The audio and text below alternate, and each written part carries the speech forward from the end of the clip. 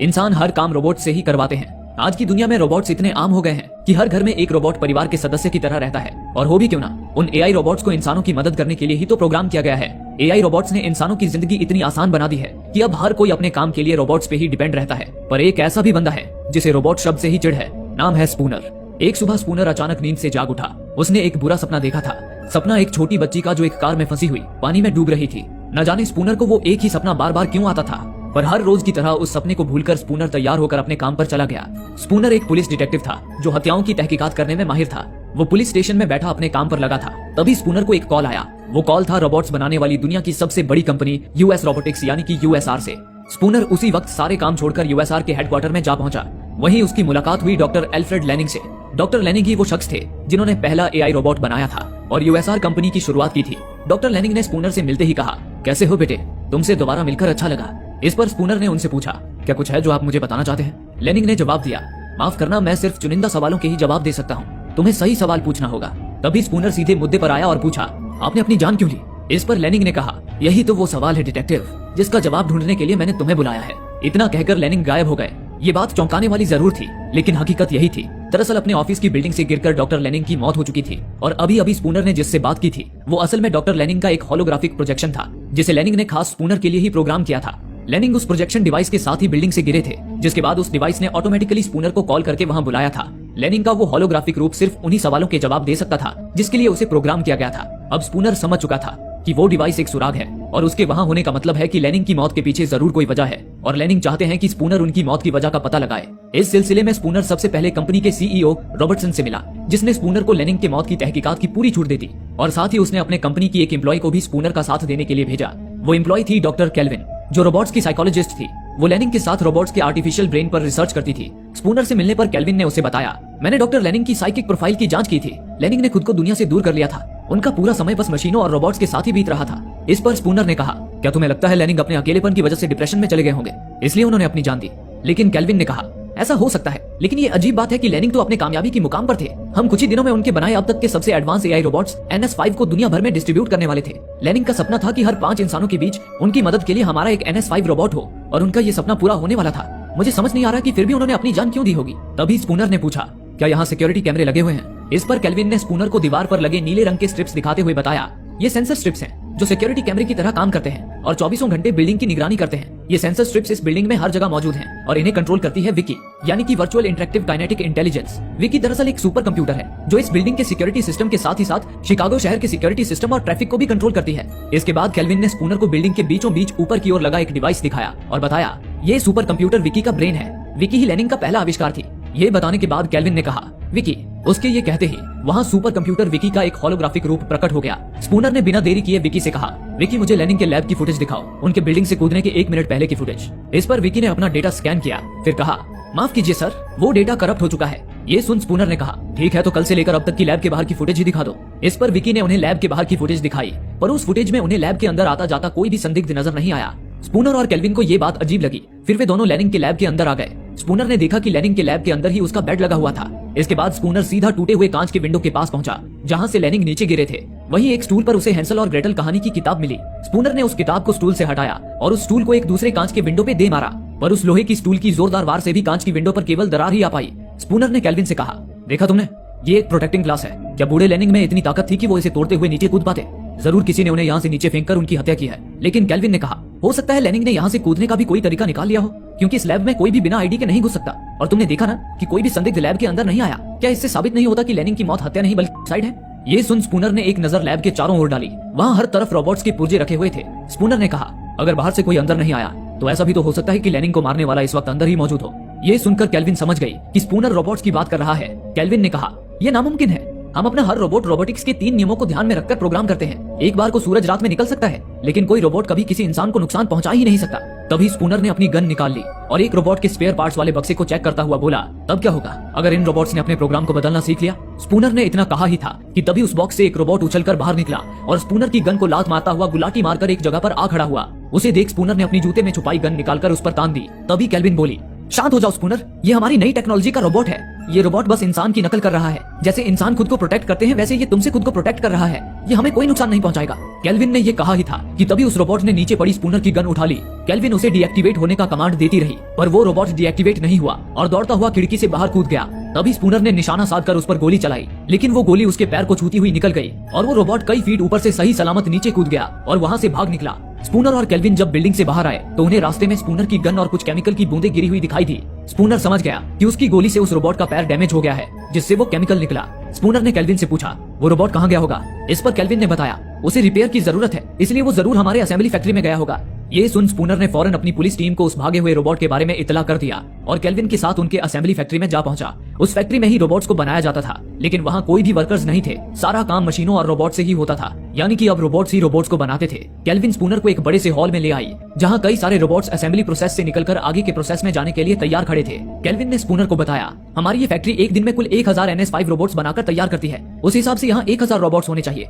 ये बताकर जब केल्विन ने डेटा स्कैन किया तो पाया कि वहाँ 1001 रोबोट्स मौजूद थे, यानी कि वो भागा हुआ रोबोट वहाँ रिपेयर होने आया था और उन रोबोट्स के बीच कहीं छुपा हुआ था। लेकिन वे सभी रोबोट्स एक जैसे थे, जिस कारण उनमें उस छुपे हुए रोबोट को पहचान पाना मुश्किल था। स्पूनर ने केल्विन से पूछा क्या तुम्हारे पास कोई तरीका है इनमें से उस छुपे हुए रोबोट को पहचानने का। इस पर केल्विन ने कहा बस एक ही तरीका है, मुझे 1 by 1 सबसे पूछताछ करनी होगी, तभी मैं उस छुपे हुए रोबोट का पर्दाफाश कर पाऊंगी, लेकिन उसमें 3 हफ्ते लग जाएंगे। पर स्पूनर के पास इतना वक्त नहीं था, इसलिए अब उसने अपना तरीका आजमाना शुरू किया। स्पूनर ने उन रोबोट्स को कमांड देते हुए कहा रोबोट्स तुम में से कोई भी अपनी जगह से नहीं हिलेगा। इस पर सारे रोबोट्स ने कमांड कंफर्म किया। उसके बाद स्पूनर ने एक रोबोट पर बंदूक तान दी और बोला वो भागा हुआ रोबोट हमारे कमांड को फॉलो नहीं करता, इसलिए वो अपना बचाव जरूर करेगा। ये कहकर स्पूनर ने उस रोबोट के सिर पर शूट कर दिया। वो रोबोट धाराशाही हो गया। उसके बाद स्पूनर ने दूसरे रोबोट के सिर पर बंदूक तान दी। तभी वो रोबोट अचानक स्पूनर के सामने आया और उसे किसी गेंद की तरह उछालकर दूर फेंक दिया और फैक्ट्री का शटर तोड़कर बाहर आ गया। लेकिन बाहर पुलिस की पूरी टीम उसके ही इंतजार में खड़ी थी। उन्होंने एक जाल फेंककर उस रोबोट को धर दबोचा और उसे अपनी कस्टडी में ले लिया। कुछ देर बाद स्पूनर पुलिस स्टेशन पहुंचा। उस वक्त उस रोबोट को इंटेरोगेशन रूम में कड़ी सिक्योरिटी के साथ रखा गया था। स्पूनर सीधे इंटेरोगेशन रूम में आया और गुस्से में रोबोट से पूछा तुमने डॉक्टर लेनिंग को क्यों मारा। इस पर रोबोट ने कहा मैंने डॉक्टर लेनिंग को नहीं मारा, वो तो मेरे पिता थे, वो मुझे इंसानों के सारे तौर तरीके सिखाते थे। ये सुनकर स्पूनर बोला अगर तुमने उन्हें नहीं मारा तो तुम क्राइम सीन में छुपने की कोशिश क्यों कर रहे थे। रोबोट ने कहा क्योंकि मैं डर गया था। ये सुन स्पूनर ने कहा डर, भला तुम रोबोट्स कब से डरने लगे। रोबोट्स के अंदर इमोशंस नहीं होते, उन्हें ना भूख प्यास लगती है और ना उन्हें नींद आती है। तभी रोबोट बोल पड़ा पर मुझे नींद आती है और मुझे सपने भी आते हैं। ये सुनकर स्पूनर ने कहा फिर तो मुझे लगता है कि लेनिंग तुम्हारे अंदर इंसानों के सारे इमोशंस डालने की कोशिश कर रहे थे और उसी कोशिश में तुम कंट्रोल से बाहर चले गए होंगे और तुमने लेनिंग की हत्या कर दी होगी। क्यों, मैंने सही कहा ना, टीन के डिब्बे। तभी ये सुनते ही उस रोबोट ने जोर से टेबल पर हाथ पटका और चिल्लाकर बोला मैंने कहा ना, मैंने लेनिंग को नहीं मारा। ये सुनकर स्पूनर भी दंग रह गया। फिर उस रोबोट ने मायूसी भरे शब्दों में कहा मेरा नाम सोनी है, टीन का डिब्बा नहीं, और मैं सच कह रहा हूँ, डॉक्टर लेनिंग ने सुसाइड किया था। मैं तुम्हें बस इतना बता सकता हूँ कि लेनिंग किसी चीज से बहुत डरे हुए थे। उन्होंने मुझसे एक मदद भी मांगी थी और मुझे कसम दिया था कि मैं उस बारे में किसी को ना बताऊं। ये सुन स्पूनर ने कहा कैसी मदद। पर तभी स्पूनर का लेफ्टिनेंट यूएसआर के सीईओ रॉबर्टसन के साथ वहां पहुंच गया। हालांकि स्पूनर सोनी की पूरी तहकीकात करना चाहता था, लेकिन रॉबर्टसन ने स्पूनर और लेफ्टिनेंट को बताया कि सोनी में कुछ मैन्युफैक्चरिंग डिफेक्ट है, जिस वजह से वो इंसानों के कमांड फॉलो नहीं कर रहा है, इसलिए वे लोग उसे जल्द ही डिस्ट्रॉय कर देंगे। इस फैसले के साथ रॉबर्टसन सोनी को अपने साथ ले जाने लगा। रॉबर्टसन की पहुंच काफी ऊपर तक थी, इसलिए स्पूनर उसे रोक नहीं पाया। अब सोनी का फैसला तो हो चुका था, पर स्पूनर के लिए लेनिंग की मौत अब भी एक रहस्य बनी हुई थी। उसके दिमाग में सोनी की वो बात घूम रही थी कि मौत से पहले लेनिंग किसी चीज से डरे हुए थे। आखिर वो किससे डर रहे थे, इसका पता लगाने के लिए स्पूनर लेनिंग के बंगले में जा पहुंचा। वहां पहुंचकर उसने देखा कि बंगले के बाहर एक डिमोलिशन रोबोट खड़ा था। वो रोबोट यूएसआर कंपनी के लिए पुरानी बिल्डिंग्स को तोड़ने का काम करता था। स्पूनर ने उसे अपनी आईडी दिखाई और उसके वहां होने का कारण पूछा। इस पर उस रोबोट ने बताया मुझे कल सुबह ठीक 8 बजे इस बंगले को तोड़ने का आदेश मिला है। आदेश देने वाले हैं यूएसआर कंपनी के सीईओ रॉबर्टसन। हालांकि अभी तो सुबह के 8 बजने में काफी समय था, इसलिए स्पूनर बंगले की छानबीन करने अंदर चला गया। स्पूनर लेनिंग के ऑफिस की छानबीन में लगा था, तभी अचानक उधर अपने आप ही डिमोलिशन रोबोट की टाइमिंग चेंज हो गई। वो बंगला तोड़ने के लिए कल सुबह 8 बजे की जगह आज रात 8 बजे पर सेट हो गया और इस वक्त रात के 8 ही बज रहे थे। वो रोबोट एक्टिवेट हो गया और ये जानते हुए भी कि स्पूनर अंदर है, अचानक ही उसने अपने विशाल पंजों से वार करके बंगले को तोड़ना शुरू कर दिया। अब स्पूनर की जान पर बनाई थी। वो किसी तरह गिरता पड़ता हुआ भागा और दरवाजा तोड़कर बाहर निकल गया। स्पूनर बाल बाल बच गया। इसके बाद स्पूनर सीधा केल्विन के घर जा पहुंचा। स्पूनर के सिर पे लगी चोट देख केल्विन ने उससे पूछा आखिर तुम्हारी ये हालत कैसे हुई। इस पर स्पूनर ने कहा ये तुम्हारे डिमोलिशन रोबोट की करतूत है। कोई तो है जो मुझे लेनिंग की मौत का रहस्य पता लगाने से रोकना चाहता है, इसलिए उसने डिमोलिशन रोबोट को सुबह 8 बजे की जगह रात 8 बजे बंगला तोड़ने का कमांड दिया, जबकि मैं बंगले के अंदर था और उसे रॉबर्टसन के अलावा और कौन कमांड दे सकता है। ये सुनकर केल्विन ने कहा लेकिन रॉबर्टसन तुम्हें क्यों मारना चाहेगा। इस पर स्पूनर ने चिढ़कर कहा वजह साफ है, तुम्हारे नए NS5 मॉडल के रोबोट्स में कोई बड़ा डिफेक्ट है और ये बात लेनिंग को पता थी, लेकिन रॉबर्टसन उन नए रोबोट्स की मैन्युफैक्चरिंग में बहुत सारे पैसे लगा चुका है और अगर ऐसे में उन रोबोट्स की खामियां दुनिया के सामने आ जाती है तो रॉबर्टसन के सारे पैसे डूब जाएंगे। इस बात को दबाने के लिए ही उसने पहले लेनिंग को मरवाया होगा और अब वो मुझे भी मरवाने पे तुला है। लेकिन केल्विन को स्पूनर की किसी भी बातों पे यकीन नहीं हो रहा था। इस पर उन दोनों में बहस छिड़ गई। तभी उनकी बहस सुनकर केल्विन का पर्सनल NS5 रोबोट वहां आ गया। उसे देख स्पूनर चिढ़कर वहां से चला गया। फिर अगली सुबह USR कंपनी ने शहर में अपने नए NS5 रोबोट्स का डिस्ट्रीब्यूशन शुरू कर दिया। वो अपने सारे पुराने NS4 मॉडल के रोबोट्स को कलेक्ट करने लगे और उनके बदले लोगों को NS5 रोबोट्स सौंपने लगे। उन NS5 रोबोट्स की सबसे बड़ी खासियत थी कि वो USR कंपनी के सिस्टम से लिंक थे, जिससे कंपनी जब चाहे उनमें जरूरत के मुताबिक नए फीचर्स अपडेट कर सकती थी। वहीं स्पूनर पूरे जी जान से लेनिंग की मौत की गुत्थी सुलझाने में लगा था। वो अपने ऑफिस में बैठा लेनिंग के आखिरी इंटरव्यू को देख रहा था, जिसमें लेनिंग बोल रहे थे कि एक दिन ऐसा आएगा जब रोबोट्स भी इंसानों की तरह अपने दिमाग में अपने सीक्रेट्स रख पाएंगे। एक दिन रोबोट्स भी सपने देख पाएंगे।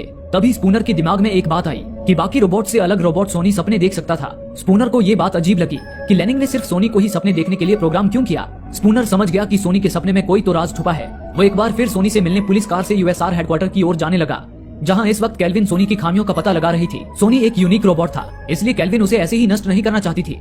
इसी दौरान रास्ते में स्पूनर ने विकी से लेनिंग और रॉबर्टसन के बीच हुई कॉल के कुछ रिकॉर्ड्स मांगे। इस पर विकी ने स्पूनर को रिकॉर्ड्स भेज दिए, लेकिन फिर विकी ने रॉबर्टसन से संपर्क किया और उसे खबर कर दी कि स्पूनर उसके सीक्रेट डेटा को रीड कर रहा है। इस पर रॉबर्टसन गुस्से में आ गया और एक ट्रांसमीटर लगाकर किसी से बोला, ये कमबख्त ऐसे पीछा नहीं छोड़ेगा।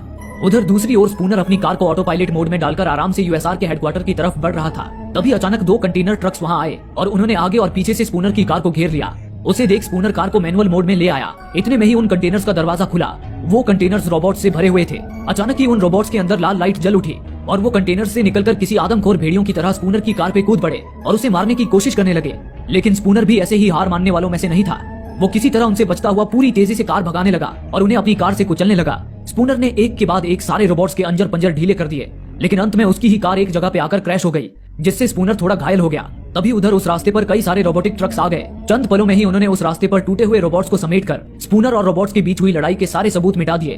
दूसरी ओर स्पूनर अभी खुद को संभाल ही रहा था कि तभी एक आखिरी बचे रोबोट ने अचानक उस पर एक रॉड से हमला किया, लेकिन तभी स्पूनर ने अपने एक हाथ से उस वार को झेल लिया। तभी एक चौंका देने वाला दृश्य सामने आया। स्पूनर का वो हाथ भी रोबोटिक था। इतने में ही उस रोबोट को वहाँ पुलिस की गाड़ी की सायरन सुनाई दी। वो फौरन भागता हुआ जाकर सीधा आग में कूद गया। उसी पल वहाँ पुलिस की एक टीम आ धमकी। उनमें लेफ्टिनेंट भी मौजूद था। लेफ्टिनेंट ने स्पूनर से पूछा, तुम्हारा एक्सीडेंट कैसे हुआ? इस पर स्पूनर ने चिढ़कर कहा, ये कोई एक्सीडेंट नहीं है, मुझ पर रोबोट्स ने हमला किया था। क्या तुम्हें सड़क पर उनके पुर्जे दिखाई नहीं दिए? इस पर लेफ्टिनेंट ने कहा, लेकिन सड़क तो बिल्कुल खाली थी। लगता है तुम्हारे ही दिमाग के पुर्जे ढीले हो गए हैं स्पूनर। तुम रोबोट से नफरत करते हो, इसलिए तुम रोबोट्स को खतरा साबित करने की कोशिश में लगे हो। लेकिन अब मैं तुम्हें और बर्दाश्त नहीं कर सकता। मैं तुम्हें सस्पेंड करता हूँ। ये सुनकर स्पूनर गुस्से में अपना पुलिस बैज लेफ्टिनेंट पर फेंक